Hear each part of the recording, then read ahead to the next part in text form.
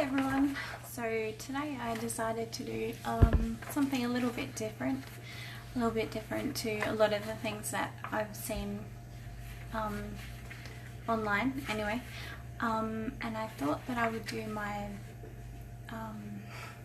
story time while doing a sketch. Don't know if you've noticed, I have kind of a habit of fidgeting a lot, so it'll help me tell the story without driving you crazy, fiddling with everything in sight. I will tell my story time story and draw a sketch from a photo on my computer, and if you would like to win the drawing, just subscribe to my channel and put a comment on one of my videos and I'll do a raffle. Like, is that what it's called? You know that thing where you... I think that's what it's called. Anyway, see, I'm already pulling faces. So yeah, quick disclosure about my story. So the following story is from my best recollection. I've had some things happen to me since I was little, and I assume it was some kind of coping mechanism, but either way, a lot of what I remember about my past can only come in bits and pieces, so I've written it down so I don't drive you too crazy with losing my place and getting distracted. But yeah, so it's from my best recollection of what happens, and my intention is not to get anyone in trouble or get any attention whatsoever. It's just to put some awareness out there of how bad things can go, how quickly.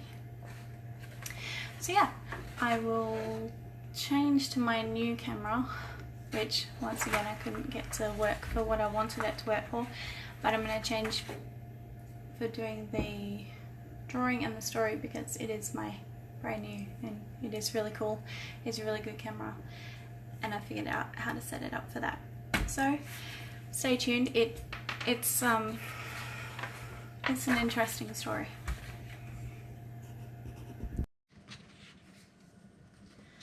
Okay, so here is my story. Right, so I think I was about 20 and I was seeing this guy who I had originally sort of known in high school, but I can't remember if I knew him earlier than that or not, but I didn't really spend a lot of time at school, so therefore if I knew people at school, it was unlikely that I remembered them. I know that sounds bad, but I moved around a lot and I have this thing where I sort of go into my own world, I guess, and I forget to pay attention to people and things. So anyway, that is massive digression, whatever. So that was during the time of my life when I did not have anywhere to go. I didn't have a friend in the world, anyone I could turn to, pretty much. And so I ended up having to go and actually live with this guy, even though that definitely would not have been my first choice. We did actually, come to think of it, we actually did sort of stay briefly with one of the only family members who I really was close with at the time. And during that time, if I had been smarter, I probably would have realised what he was like, because I did end up slammed into a wall and also shoved over onto a road. So yeah, should have been smart, but it is what it is. So I end up having to go and live in this really dingy, dodgy place. He's working during the day and I'm working nights, because at that point I was, that was one of the times that I was working in a pub. And so he'd been away for work for a couple of days. And when he came back, I had to go into his bag for some reason. I can't remember. Like, I want to say, I'm pretty sure he told me to get whatever it was. Like, I don't go into people's bags without them knowing. Like, I'm not into invading privacy like that. Kind of because I expect the same in return. So I've had to go in there, and then in the top of the bag is his rather extensive porno magazine selection. And as soon as he notices that I've seen them, that's when all hell breaks loose. Like, I don't know what the cause for the immediate on the defense and the immediate attacking that came on, but yeah. So I'm not, you know, like I told him, it's whatever, you know, if he wanted to look at that sort of thing, that's up to him. It's not my issue. Like, yeah, but he gets on the defensive so fast, and like I said, I can only assume it's because he had previously told me he had no interest in it. So I don't know. I am starting to get an inkling that type of personality doesn't like to be found out, and when their carefully planned persona is sort of blown out into the open, I suppose it's probably some kind of reflex defense mechanism where yeah, I don't know. So I just like, but when I'm with someone, you know, I don't own them. I don't tell them what they can and can't do. Like, that's because I expect the same in return. Like, I don't own them and I don't tell them what they can and can't do, because in return they don't own me. But the one thing I do hate is liars. So at this point I had no interest anymore. Like, I didn't care. Like, I didn't need to be lied to. So the fact that I was lied to just left me. That's it. I didn't care anymore. And so he is really, really angry at this point, and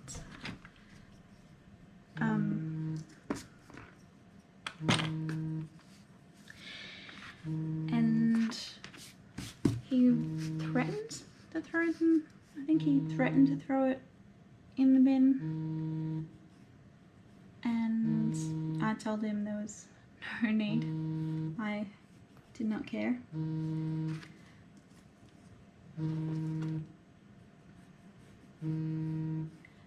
But he was pretty insistent. Sorry, I'm slightly distracted because I'm actually getting harassed, and I'm not sure if my camera is even running while the harassment is going on. So I'm gonna have to stop it for a minute and check that.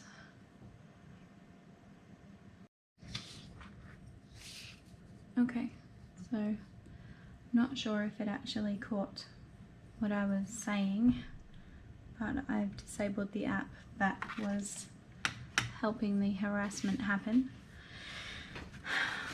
But anyway, so where was I? Right, so he threatened to throw them out, and like I quite honestly had just stopped caring. So I tried to let that be known, like, don't throw them out on my account because I don't care. That seemed to make him more angry, and I suppose a smarter person in that kind of situation where they can tell that someone is getting angry and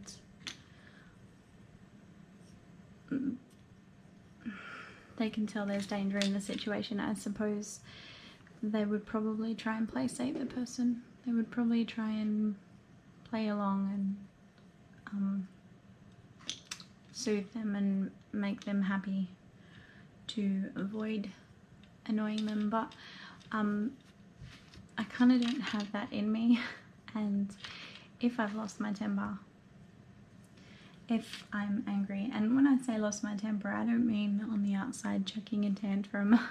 I mean angry to the point where that's it, I've completely shut you out. So I don't have the thing that says make that, like, bow down to that person and make them feel better. No, that's just not how I work. So while I am not yelling at him or having any kind of, and please keep in mind what I said about the fragmented memory, so I'm doing my best, but I'm not yelling, I'm not chucking a tantrum, I'm not doing anything other than just not caring.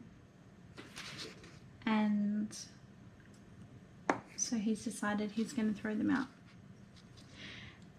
And the next thing I know, I'm on the ground again. I can only assume I was shoved there. My legs are out in front of me and he is just right hooking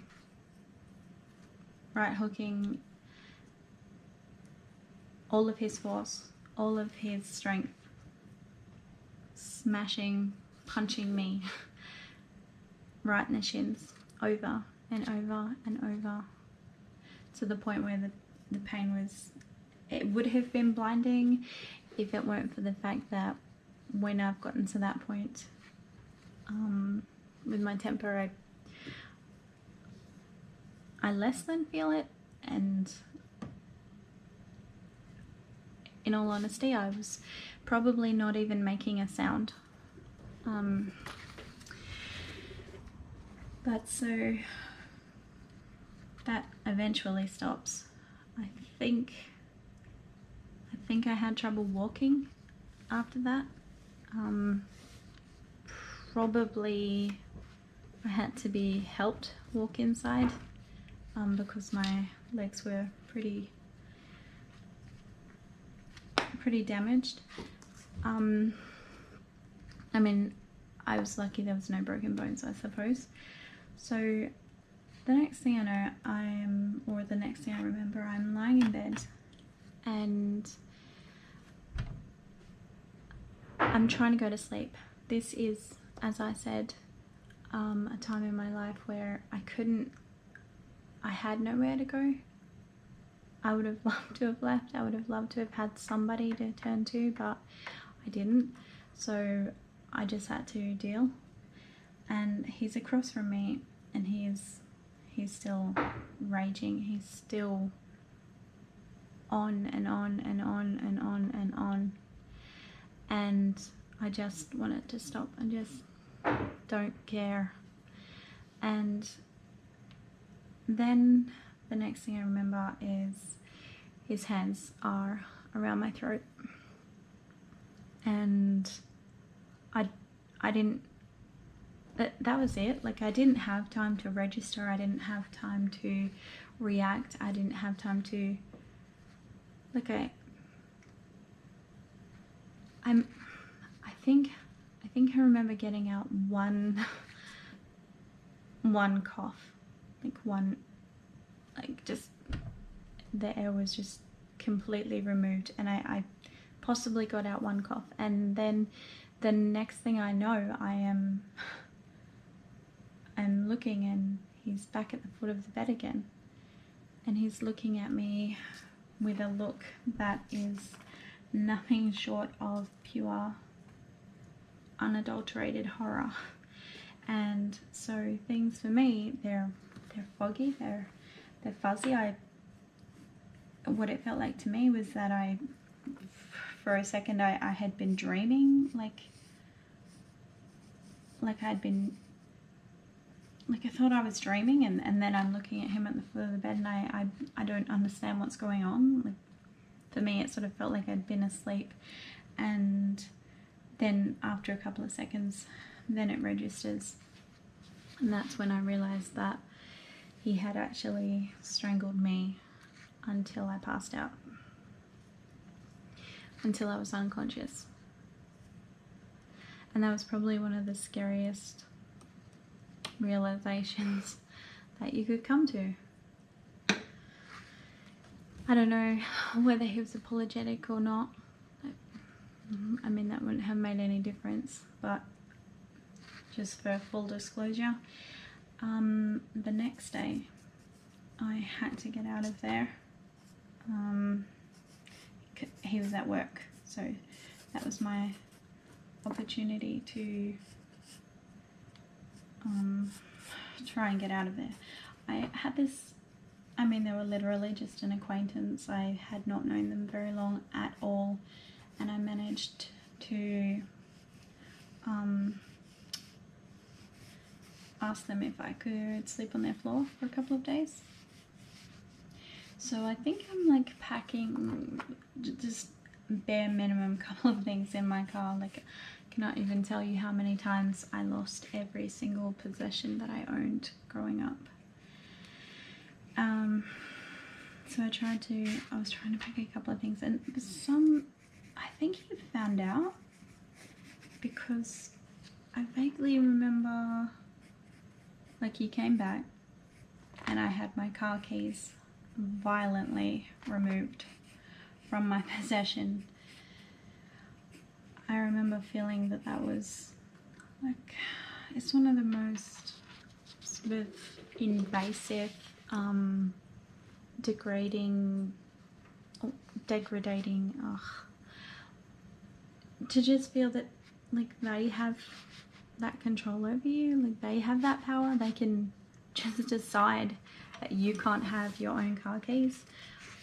I think that was one of the things that pissed me off more than anything, and I ended up, because I think I'd already started getting the threats at that point, jumping into the back of a friend's car and getting out of there. I don't even remember how I got my car back, but what I do know is just after that is when the death threats via text started coming. They were from the person and the person's friends, and they were pretty severe threats too. When I say, I mean detailed. Like I'm going to slice a knife from one side of your stomach to the other and gut you, kind of thing. And so that was just another thing to add insult to injury. But the good thing, I suppose, well, good is such a strong word in this situation, but that's about the time that I found out that he had actually put another woman in the hospital previously, and I believe she had quite a few broken bones, ribs and things included. So I suppose I got off lightly. And yeah, so once again, this story wasn't to cause trouble, get anyone in trouble, wasn't to attention seek or anything else. I just wanted to put some awareness out there that, like, I'm the kind of person that, like, I can handle myself. I can handle my own, and I can defend myself, more so now than I could back then. But it's okay.